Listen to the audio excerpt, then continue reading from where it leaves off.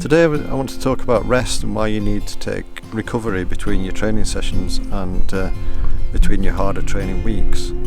So basically the way it works, the way training works is you when you do a workout you create some fatigue, you tire yourself out, you break down your muscles, you use up energy from your muscles that needs to be repaired. And before you can do another workout of a similar intensity, you have to have a break so that everything can build up and replenish itself. So that takes a certain amount of time. The amount of time that takes varies from person to person, and even with the same person from time to time, whether they're actually fit, or, depending on how fit you are or how well hydrated you are, how well you're looking after yourself, how stressed you are, all sorts of factors come into that. But what happens is when your body builds back, when it repairs itself, when you recover from that fatigue that you've created by a workout, it comes back a little bit stronger. If you can then train at the point where you're a bit stronger, you've improved your baseline fitness. Your fitness has gone up a bit, and you can see that in the chart that we're showing at the moment. If you do a workout before your recovery cycle has come above that baseline level, then you're going to end up being more tired, so you increased your fatigue levels. And if you then do another workout before you've recovered properly, you increase your fatigue levels some more. And continuing this downward cycle can cause you a lot of damage. So there are two things about this. It's well established that if you train when you're properly recovered, you get more benefit from it. And also, if you train when you're not properly recovered and you continue with a downward step-by-step cycle into fatigue, you can end up making yourself really tired, and eventually that can make you ill. You end up in a condition called chronic fatigue syndrome, which can take months or even years to recover from. So you definitely don't want that. So that's why you need to rest. You need to rest so that you can train optimally, and so that you don't end up being overly tired. You can extend this model to a model that was originally developed by Bannister, and that's fatigue. It's also what's used in Training Peaks.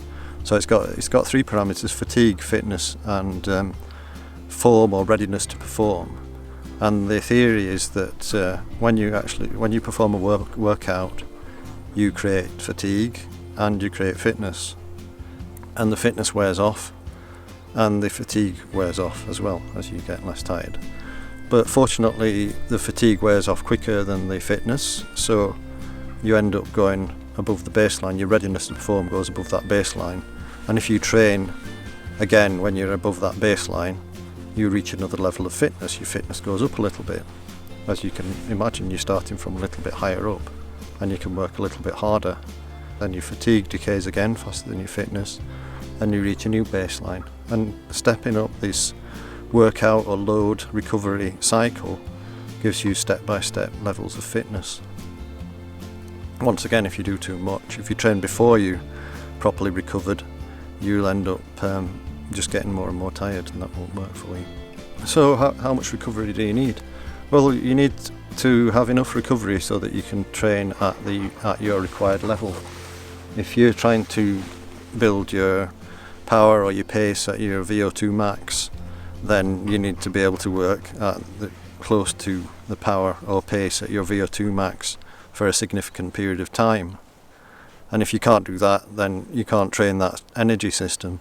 Similarly, if you want to build up your FTP, you need to do some training above your FTP and some endurance work below your FTP. And if you can't train at close to your FTP because you're too tired, then you're not training, you're not getting fitter. All you're doing is getting tired. It's really important to make that distinction between getting tired and getting fit. Some people might do a lot of training, and if it's not at the required intensity, they'll get very tired and they'll think they're training hard, and it won't work for them, and they won't be getting fit, and they won't be making the gains they need. So how much rest do you need? Well, that's very individual, and it varies within individuals. So for example, if you did a hard workout, a really hard workout, you might do 6 by 4 minutes hills as hard as you can, and just then jog back. Recovery, and that's 24 minutes of effort at probably around your VO2 max sort of power or pace. And if you're well trained and well conditioned and you're used to doing that training session, you might be able to do something hard again after 1 day of recovery. And if you're just starting out in training, then it might take you 2 or 3 days of recovery to do that. But the important thing is accept that it takes time to recover, and you're doing yourself no good by training hard again too soon. You can do lower intensity workouts if you stay below around 85% of your threshold heart rate. That's about 75% of your threshold power, your FTP, and that shouldn't hinder your recovery too much, as long as you don't go over the top.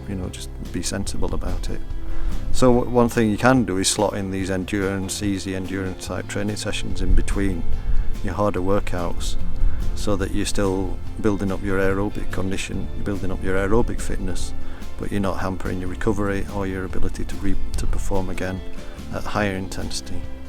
So to get a handle on this recovery thing, I like to work with a weekly structure. So for most people who have a normal working week, Monday to Friday, then I tend to work such that the weekends are higher volume, Monday's a recovery day, Tuesday, Wednesday, Thursday can be harder sessions, obviously not all 3 hard sessions, and then Friday is also an easier day to prepare for the weekend, when you might make Saturday a hard session, or you might have a race at the weekend.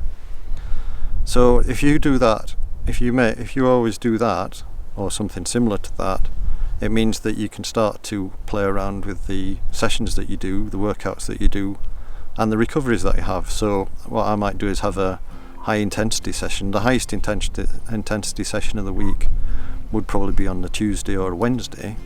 So for example, if you have a long training session on a Sunday, you may not recover in 1 day, depending on how fit you are or how long the session is. So what you would need to do is have Monday and Tuesday for recovery, and then Wednesday would be a high intensity session. Thursday you could do an endurance session, an endurance workout, something a bit longer, and then Friday you'd want to recover, and Saturday, because on Saturday people tend to have a bit more time if they have a normal working week, then what I tend to do is have a high intensity session, but a longer high intensity session. So that might be a threshold session, or in the early season, as you're in the sort of base phase, it might be a tempo type session, and then on Sunday you'd have your long session. So it's all a case of this balancing. So as you carry on through week on week, you can learn that it takes you 2 days to recover from your Sunday session, or it takes 1 day. If it takes 1 day, you can do something hard on a Tuesday, and then you might be able to recover on Wednesday and do something hard on Thursday. But don't push it. Not many people, in my experience, can do 3 hard sessions, 3 really hard sessions in a week. Usually it's best to do 2 hard sessions, 2 high intensity sessions, fill the rest in with more endurance paced stuff, in what would be most people's zone 2, and build on that. The other thing to bear in mind is that you accumulate fatigue week on week. So your first week you might be able to do 10 hours of training with 2 high intensity sessions, and the next week you might manage the same, but you might be a little bit more tired at the end of that week, at the end of the second week than the first week. And if you can manage another week, which some people can and some people can't, then you're probably going to be a bit more tired again at the end of the third week if you're doing the same, like 10 hours and 2 high intensity sessions with the rest at a lower intensity. So the best thing to do is have an easy week. So most people I work with find that 2 hard weeks and 1 easy week works well. Some people 3 hard weeks and 1 easy week works for them, particularly if they're a bit younger and they recover faster. And for some people it doesn't take a whole week of easy training to recover. So it might be that you do 2 hard weeks and then make the first part of the third week easier, and then plan something harder for the weekend, like a race. So you might, if you had a race every 3 or 4 weeks, or an event or a time trial or something to test your fitness, you could do 2 hard weeks, first part of the week quite easy, and then do the race or some sort of test on the Saturday, and then take Sunday to recover, and then you'd still be probably reasonably fresh for your next block of 2 hard weeks or 3 hard weeks. So that's it. Training is much more effective if you're properly recovered to do the workout, because you can work harder, and it's the high intensity work that gets you fit. If you're too tired to do the workout, you're probably not doing yourself any good, you're just making yourself tired and not fit. So take enough recovery. One thing that I found is that people can sometimes handle quite a lot of low intensity training, but not a lot of high intensity training. For me, I really struggle if I do too much high intensity training, and certainly one of the professional athletes that I work with, she struggles if she does too much high intensity training, but she can do a lot of volume, and it doesn't really matter if you reduce the volume and try and increase the high intensity work, then that doesn't really work. So that's something to bear in mind. If you want to do more training, if you feel you can do more volume, then you can always do a bit more endurance work at a low intensity, and what you'll find is a lot of the elite professional athletes do a hell of a lot of training, but most of it is very low intensity and only some of it is high intensity. So be careful with that high intensity and don't get overtrained. Good luck. Bye.